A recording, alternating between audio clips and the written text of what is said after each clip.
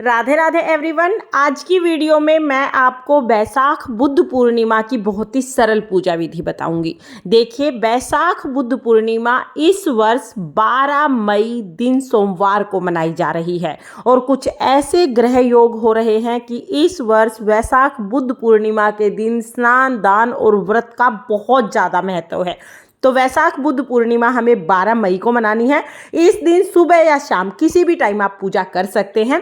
जब आप पूजा करेंगे तो हम एक चौकी लगा लेंगे। चौकी पर पीले रंग का वस्त्र बिछा के फिर हम इस पर श्री हरि विष्णु भगवान के स्वरूप को विराजमान करेंगे। फोटो या मूर्ति जो भी स्वरूप है आप उन्हें विराजमान करें। अगर आप लड्डू गोपाल जी की सेवा करते हैं तो लड्डू गोपाल जी को भी आप साथ में जरूर विराजमान करें। इसके साथ ही हम गणेश जी को विराजमान करेंगे, क्योंकि गणेश जी का पूजन सबसे पहले किया जाता है।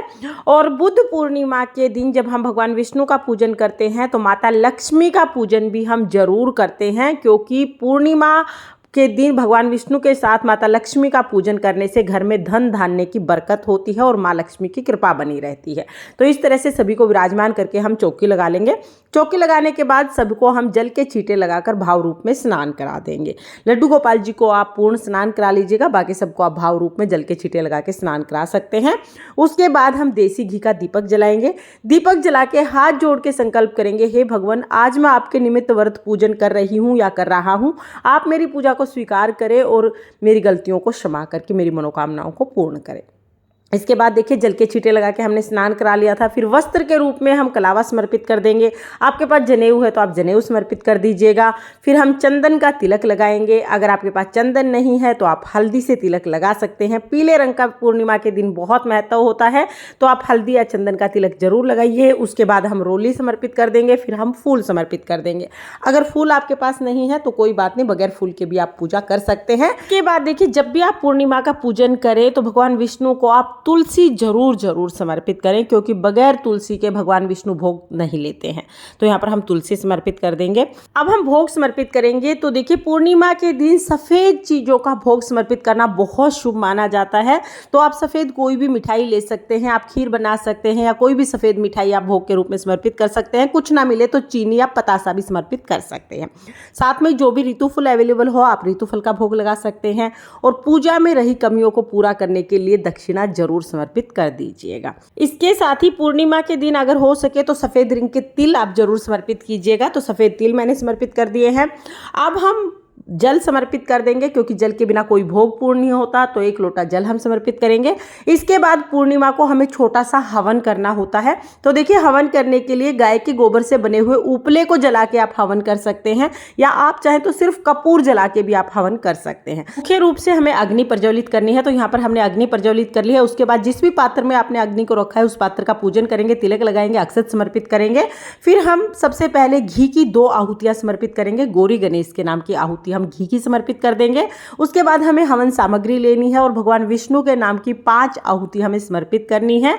तो ओम नमो भगवते वासुदेवाय नमः का जाप करते हुए हम भगवान विष्णु और माता लक्ष्मी के नाम की 5 आहुति समर्पित करेंगे। इसके साथ ही अपने ग्राम देवता, स्थान देवता और कुल देवता के नाम की भी आहुति हमें समर्पित करनी है। तो यह आहुति हमें जरूर समर्पित करनी है। बाकी आप हवन कितना भी बड़ा कर सकते हैं, कितनी भी आहुतियां आप समर्पित कर सकते हैं। आहुतियां समर्पित करने के बाद जो भी आपने मीठा भोग चढ़ाया है, जो भी अगर आपने खीर चढ़ाई है या पताशा चढ़ाया है या कोई भी मिठाई चढ़ाई है, उसका भोग भी हम हवन में समर्पित करेंगे।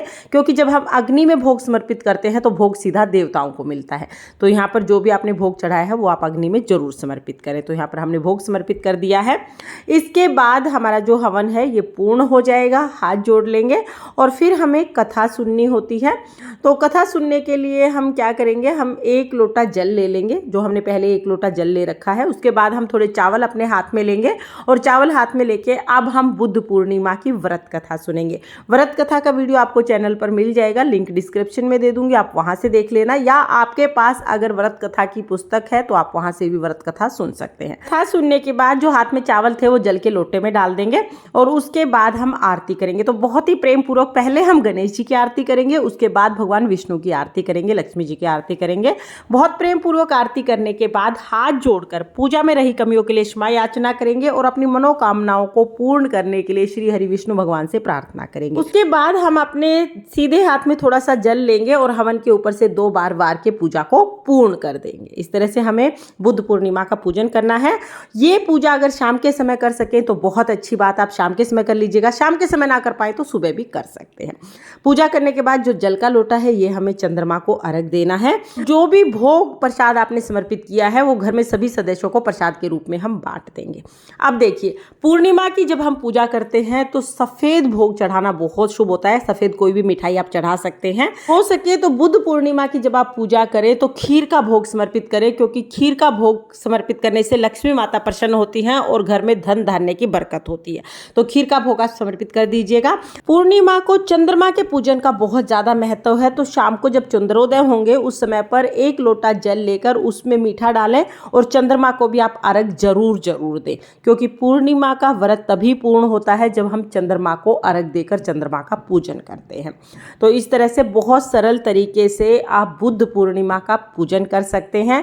फ्रेंड्स, वैशाख बुद्ध पूर्णिमा के दिन भगवान विष्णु और लक्ष्मी जी का पूजन करने से घर में धन की कमी कभी नहीं आती है। इसलिए आप इस दिन माता लक्ष्मी का भी पूजन भगवान विष्णु के साथ जरूर करें। आई थिंक बुद्ध पूर्णिमा की पूजा से संबंधित आपके सारे डाउट्स क्लियर हो गए होंगे। फिर भी कोई डाउट है तो आप कमेंट कर दीजिएगा, मैं रिप्लाई करने की पूरी कोशिश करूंगी। तो बुद्ध पूर्णिमा की सरल पूजा विधि आपको कैसी लगी कमेंट करके जरूर बताना। और अगर ये वीडियो आपको पसंद आया हो, वीडियो आपके लिए थोड़ा बहुत भी यूजफुल हो, तो प्लीज वीडियो को लाइक करना और चैनल को सब्सक्राइब कर लेना। फिर मिलते हैं किसी और वीडियो में, तब तक के लिए जय श्री कृष्णा, राधे राधे।